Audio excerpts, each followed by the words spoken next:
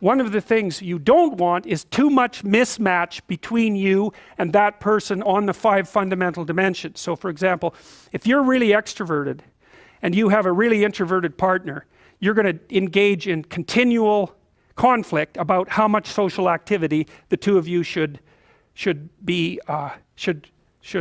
subject yourself to. And it's very, very difficult for people who widely differ on those dimensions to come to consensus, because it's not just a matter of opinion, right? It's really a matter of different, if you're looking at extremes, of really different types of people. And the thing about introverts is they just don't enjoy large-scale social interaction that much. One-on-one they're often fine, but in a group they don't like that, and it tires them out. Whereas a real extrovert, it's like you isolate them and they just wither on the vine, because a huge part of what actually motivates them in a positive way is tangled up with social interaction. And so if you're an agreeable person and you have a particularly disagreeable partner, you're also going to run into problems, because the agreeable person will say whatever you want whenever, and the disagreeable person will say, well, I'd like to know what the hell you want for a change, and be much more harsh and much more demanding in the situation. And the agreeable person is going to find the disagreeable person harsh and unpleasant, and the disagreeable person is going to find the agreeable person wishy-washy and unable to stand up for themselves. And again, that's actually one of the primary sources of tension between men and women, because women tend to be higher in agreeableness than men. It's about half a standard deviation, which is quite a large difference by psychological standards.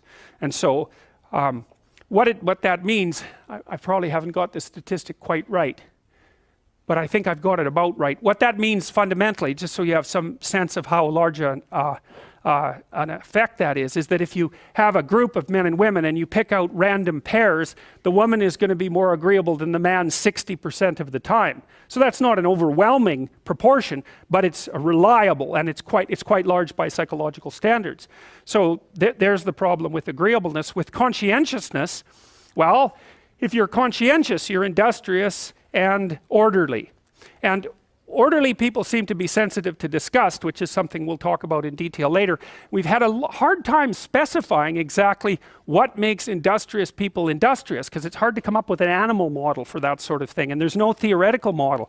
But our latest idea is that, it's not my idea, it's actually the idea of my graduate student, Christine Brophy, is that industrious people find it unpleasant and unsettling to not be doing something. So it isn't so much that industriousness makes them happy or fills them with positive emotion. That would be more extroversion, right? Because extroversion is the positive emotion dimension. It's that industrious people can't stand sitting around doing nothing. And this is speculation, but human beings are obviously always engaged in the exchange of labor, especially the reciprocal exchange of labor. And you can imagine that in a community where everyone knows everyone, the people who work hard are going to be pretty irritated on a fairly chronic basis with the people who are completely unproductive.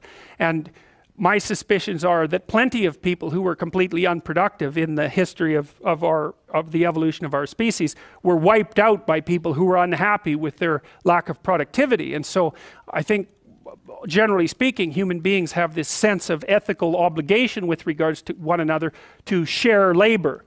And people who are conscientious really, really feel that. So they feel bad if they're not busily working on something that's productive all the time.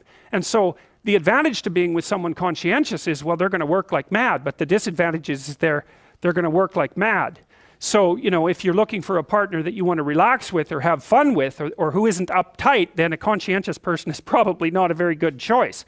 On the other hand, if you're a conscientious person and you're living with someone who's really unconscientious, that's good, because they might be able to help you relax, but you're not going to be happy with them because they don't work nearly as hard as you do. But even worse, on the orderly dimension, some of you have had roommates, and maybe you're more orderly than your roommate. What does it mean? It means you're annoyed by mess before they are.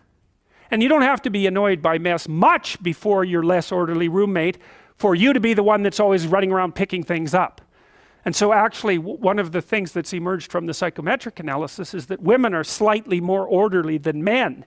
And I suspect that has something to do with the, inequitable distribution of housework. Because even if imagine that your proclivity is to be triggered by disorder 25 seconds before your partner's. Well, you're going to end up, it doesn't take much difference for you to be the one that's always concerned about the mess first. So anyways, and so if you're a really orderly person and you live with a disorderly person, well, good luck getting along with them. They're going to regard you as like uptight and over concerned with details and unwilling to relax, that's for sure. And they're going to regard you as, well, just a bloody mess. And how can anyone possibly live with someone like you? And so another reason why it's useful to understand your personality is because I think it gives you a better crack at finding someone that you can actually live with over the long run. And we don't know what the optimal, I don't think you want to live with someone who's exactly like you, because then both of you have the same strengths and weaknesses. And there's a bit of a problem there, right? Because maybe an agreeable person can use a bit of a disagreeable person around them to balance each other out, and vice versa, right? So we don't understand the optimal balance for long-term thriving in a relationship, but I think we do understand the fact that if you're too different in your traits, that where you're different is going to constitute a chronic source of conflict.